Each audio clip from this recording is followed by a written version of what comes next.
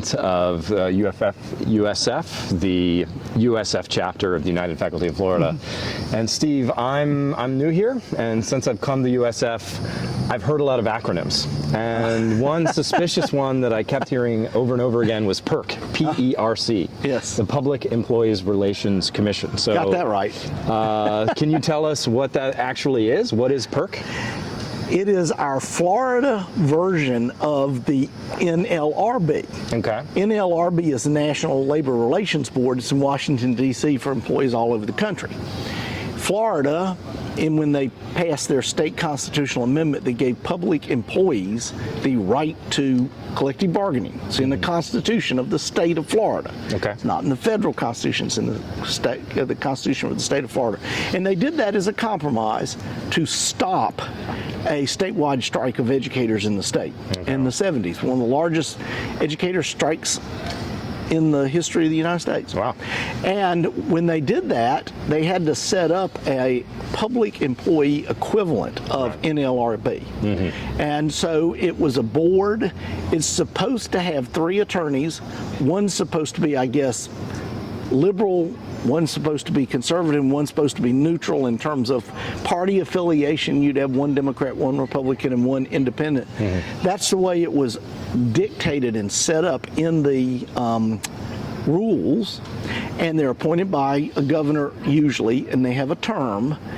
Now, it's not going to surprise you that in recent years, that's the way it worked for the 70s, 80s, 90s, but in recent years, some of our more extreme governors have chosen to appoint people who are all of one tilt. Okay. Okay. Which is a problem right now.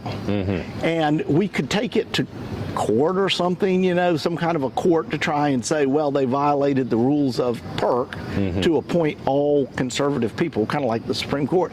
But unfortunately, a lot of that would go to a conservative court. I see.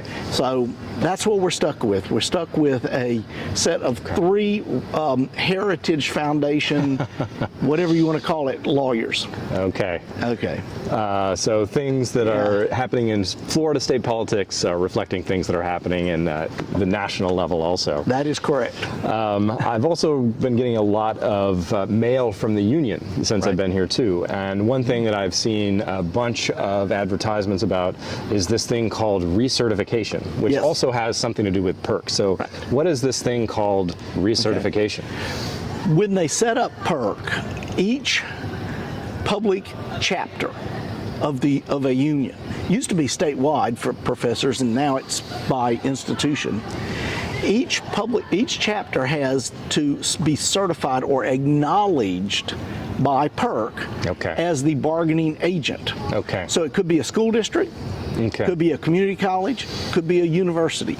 The bargaining agent for that group. The faculty who are employed at a given institution. Right. In our case, it's USF, Union, United Faculty of Florida, USF. But it could be St. Pete College. It could be a police union. It could be a graduate student union. And so now we actually do have to vote. Those people who have the option to be represented by the United Faculty of Florida in bargaining for their contract here will receive a ballot in the mail asking whether or not they want to be represented by UFF USF, right? And so what do you, as the president of this organization, what do you encourage everyone to do? Well, everybody should say yes. I mean, and there is no other choice. In other words, there was not 3 different unions. In theory, you could have had FEA and AFT and I don't know, some other group or something.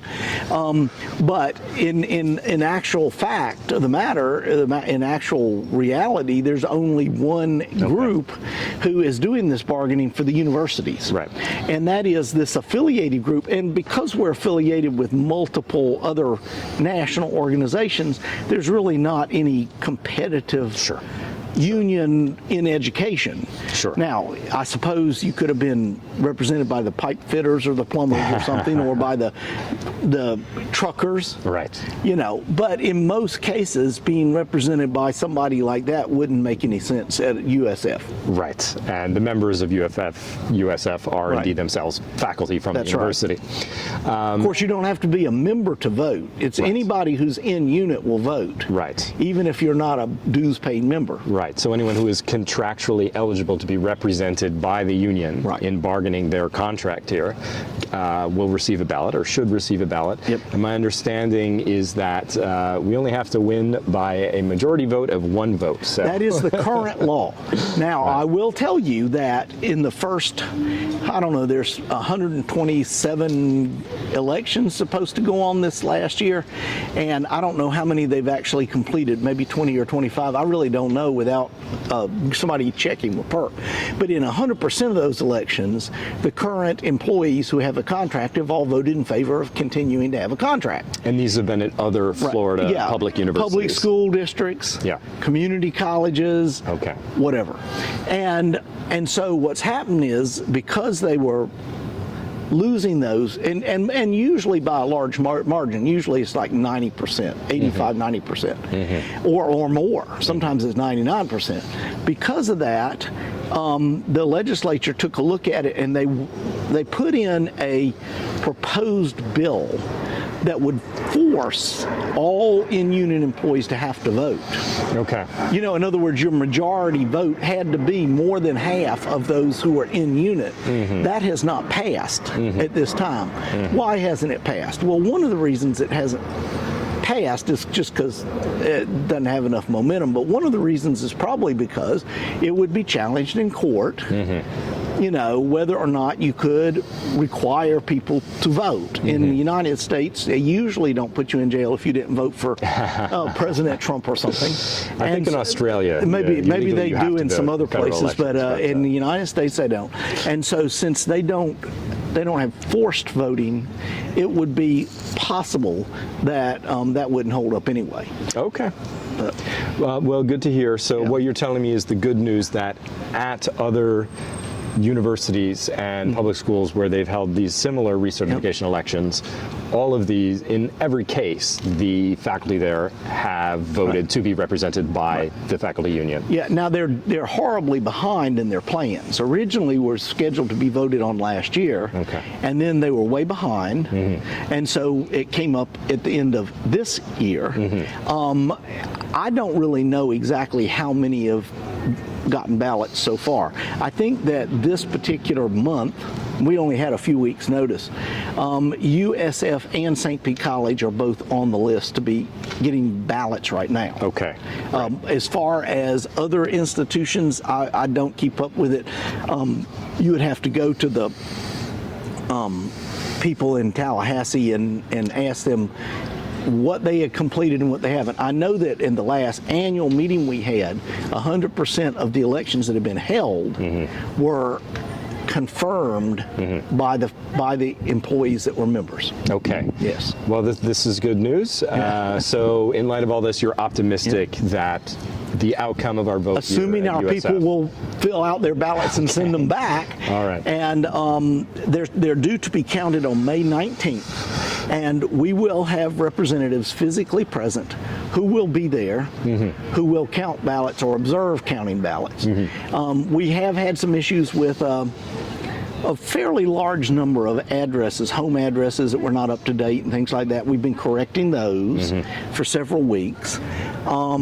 If somebody does not get a ballot or don't have a ballot, and this is, I guess, April 2nd now, if you haven't gotten a ballot by now, you should contact us or read the biweekly. There's a phone number to PERC, and you should say, hey, you know, I moved, my address needs to be updated, or, you know, I got married, I got divorced, something happened, and you should have them send out a ballot to you. Okay, great. Well, thanks so much for explaining all this, Steve.